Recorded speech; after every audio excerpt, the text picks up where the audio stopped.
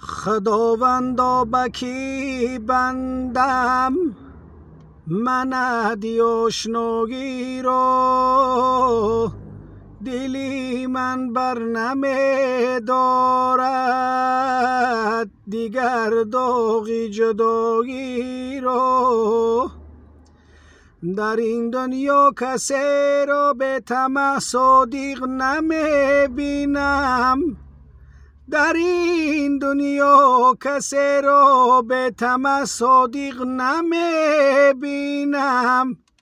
وفادار می شود گر هم خرد نانی گداگی را، وفادار می شود گر هم خرد نانی گداگی را. دوست زنده و سربلند باشین مخلصای ما. همین غزلای ما را از کانال در کاری تیوی دسترس میکنین و گوش میکنید. زنده باشین. با کلی دوستان، با کلی هموطنان رفت و یک که برای شما مثلا خلدلنیک در کار میشوند، رفت و یک که برای شما حافظ در کار میشوند، رفت و یک که برای شما کامراچی در کار میشوند، رفت و یک که برای شما اوستای ماشین در کار میشوند، اتومبیل تو ویران میشوند.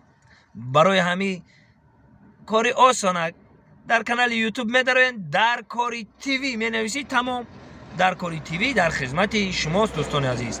در کاری تیوی در تمام کار شما تیار آماده، فقط تنها شما زنگ میزنید که مقصد